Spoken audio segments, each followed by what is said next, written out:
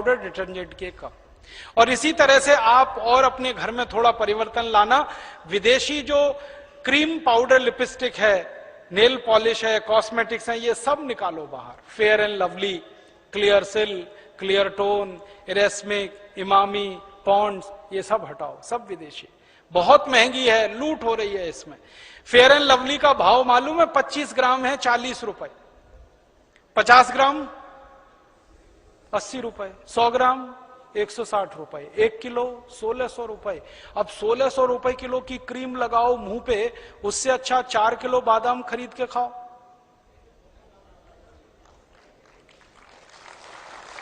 अकल लगाओ ना अपनी। अब 1600 रुपए किलो की क्रीम लगाओ जिससे कुछ नहीं होने वाला, उससे अच्छा 4 किलो बादाम खरीद के खाओ। क्योंकि ये फेयर एंड लवली लगा के कोई गोरा नहीं हुआ आज तक।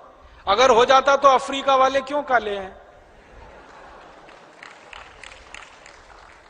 मैंने लगा के देखा था एक भैंस को 4 साल, फेयर एंड लवली, अभी भी काली की काली ही है। दुनिया में कोई आदमी फेयर एंड लवली लगा के गोरा हुआ नहीं, और होने की दूर दूर तक संभावना नहीं। क्योंकि जो आदमी काला और गोरा होता है ना, उसका सिद्धांत ही अलग है। हमारे खून में एक केमिकल होता है, उसका नाम है मेलेनिन। जब मेलेनिन की मात्रा बढ़ जाती है तो शरीर काला पड़ जाता है। जब मेलेनिन की मात्रा कम हो जाती है, शरीर गोरा हो जाता है। और जब मेलेनिन की मात्रा ना बढ़ती है ना घटती है, सामान्य रहती है, तो शरीर सांवला होता है। हम सब हिंदुस्तानी सांवले हैं, क्योंकि मेलेनिन ना ज्यादा है ना कम है। और आदर्श स्थिति यही होती है। और ज्यादा गोरा होने के चक्कर में मत फंसो। मैं आपको एक कहानी सुनाता हूं। हमारे देश के एक राष्ट्रपति थे, डॉक्टर राधाकृष्णन, सुना? जब वो राष्ट्रपति बनने के बाद पहली बार लंदन गए तो अंग्रेज पत्रकारों ने उनको चिढ़ाने के लिए एक सवाल पूछ लिया। सवाल क्या पूछा? डॉक्टर राधाकृष्णन से पूछा गया लंदन प्रेस कॉन्फ्रेंस में कि आप हिंदुस्तानी लोग काले क्यों होते हैं? राधाकृष्णन जी ने इतना सुंदर जवाब दिया, वो आप सबको देना। उन्होंने कहा हम हिंदुस्तानी काले नहीं होते, कुछ और होते हैं। तो उसने कहा क्या होते हैं? तो उन्होंने एक कहानी सुनाई। उन्होंने कहा भगवान ने रोटी बनाई, भगवान जी ने रोटी बनाई तो रोटी कच्ची रह गई, वो खाके तुम सब अंग्रेज पैदा हो गए। भगवान जी ने फिर एक रोटी बनाई और वो जल गई, उसको खाके ये सब अफ्रीकी पैदा हो गए। और फिर भगवान जी ने एक तीसरी रोटी बनाई जो ना कच्ची रही ना जली, बराबर सिकी, उसको खाकर हम हिंदुस्तानी पैदा हुए।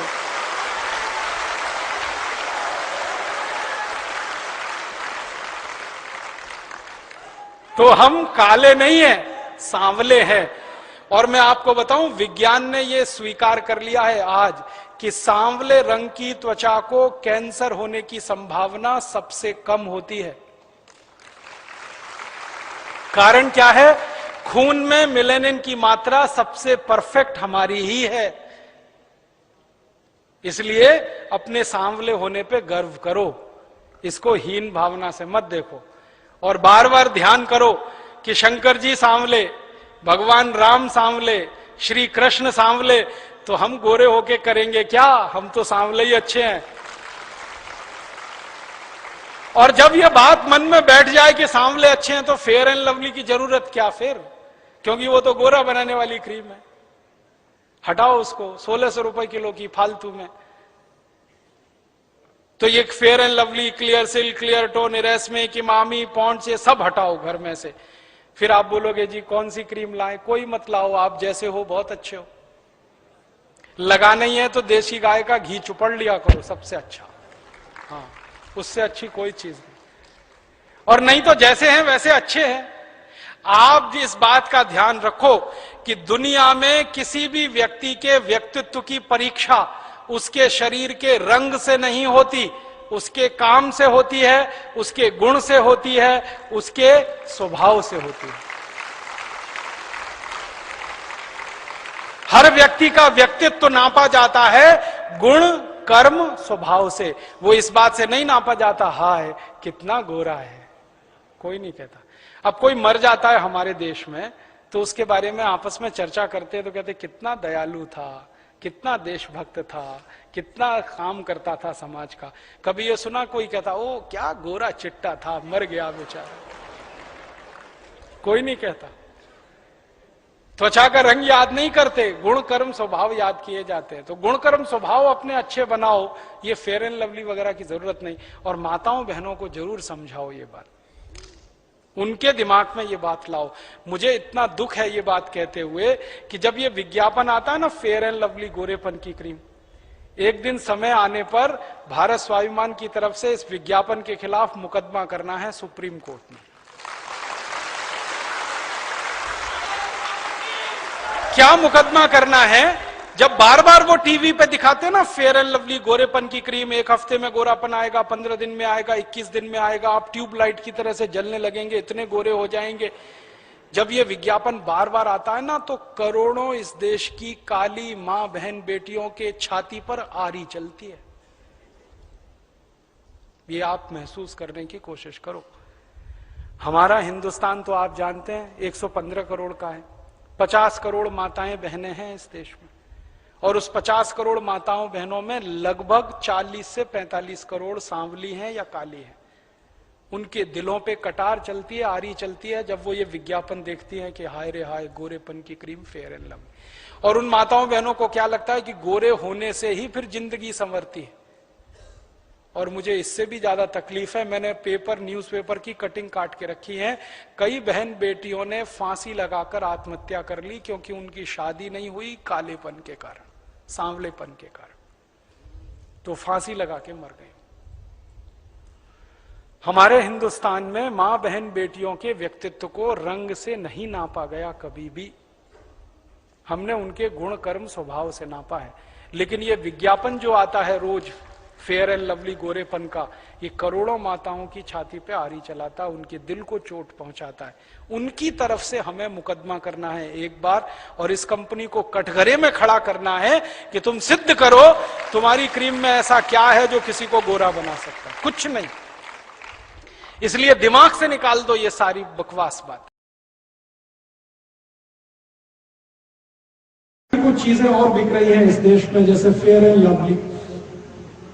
बहुत लोग लगाते हैं कि गोरेपन की क्रीम है। मैंने 4 साल एक भैंस को लगा के देख लिया, वो आज तक नहीं करता। दुनिया में कोई काला गोरा नहीं हो सकता, जो काला है वो काला है, जो गोरा है वो गोरा है, रंग नहीं बदलता कभी। हमने इस फेयर एंड लवली के खिलाफ मुकदमा किया मद्रास हाईकोर्ट में, उसमें हम जीते, कंपनी हारी। वो कैसे मुकदमा था? मेरा एक दोस्त है, वो मेरे साथ पढ़ता था इंजीनियरिंग में, तमिलनाडु का है, वो बहुत काला है, इतना काला है आपके घर में तवा है ना उसको उल्टा कर दो, इतना काला। और वो मेरे साथ हॉस्टल में रहता था, हम दोनों रूम पार्टनर थे। मैं उसको रोज देखता था वो फेयर एंड लवली लगाता, 12 साल उसने फेयर एंड लवली लगाया। और वो बोलता है कि हॉस्टल में आने से 8 साल पहले से लगा रहा फेयर एंड लवली, तो 20 साल लगाया, अभी भी चिक्कट काला। तो मैंने एक दिन कहा भाई कभी तो तू सुधरेगा। तो एक दिन उसको समझ में आ गया, उसने कहा अब बस, अब बंद फेयर एंड लवली। तो मैंने कहा तेरे पास इसका फेयर एंड लवली खरीदने का जो बिल है, वाउचर है, वो मुझे दे दे। तो उसने दे दिए। तो उसके आधार पर हमने केस कर दिया मद्रास हाईकोर्ट में। वो मद्रास में रहता है तो केस वहीं करना पड़ा। अब जजमेंट देने वाला जो जज है वो एक दिन बोला कि मेरे घर में भी यही समस्या है। वो जज कहता है मेरे घर में भी यही समस्या है। तो उसने बहुत सुंदर जजमेंट दिया। पेप्सी, ये फेयर एंड लवली कंपनी के अधिकारियों को जाना पड़ा मद्रास हाईकोर्ट में। जज ने उनसे पूछा कि आपने इसमें क्या मिलाया है जो किसी व्यक्ति को काला है तो गोरा बना दिया?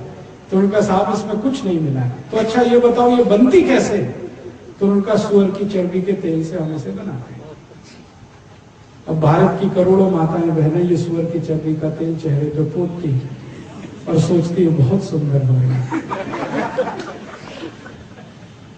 सुंदरता फेयर एंड लवली में नहीं, क्रीम पाउडर लिपस्टिक में नहीं है। सुंदरता गुण कर्म और स्वभाव में है। आपका गुण अच्छा है, कर्म अच्छा है, स्वभाव अच्छा है तो आप अच्छा है। आप मत लगाइए फेयर एंड। फिर आप बोलेंगे कौन सी क्रीम लगा? कोई मत लगाइए, जैसे आप हैं बहुत अच्छा। त्वचा हमारी जैसी है बहुत ही अच्छी, इसमें क्रीम पाउडर लगा के इसको खराब मत करिए। क्योंकि सभी वैज्ञानिक जो त्वचा रोग विशेषज्ञ हैं वो ये कहते हैं कि त्वचा को जितना ज्यादा केमिकल्स लगाएंगे उतनी खराब होगी, तो कुछ मत लगाइए। और ये कितनी महंगी है फेयर एंड लवली? 25 ग्राम 40 रुपए में है, 50 ग्राम 80 रुपए में है, 100 ग्राम 160 रुपए की है, 1 किलो 1600 रुपए की है। अब 200 रुपए किलो का काजू है, 300 रुपए किलो बादाम है, 1600 रुपए किलो ये सुअर की चर्बी का तेल है। अगर आप थोड़े भी होशियार हैं तो 200 रुपए किलो बादाम खाइए, काजू खाइए, ये 1600 रुपए किलो की क्यों क्रीम लगाते हैं? बंद करिए इसको, कुछ जरूरत नहीं।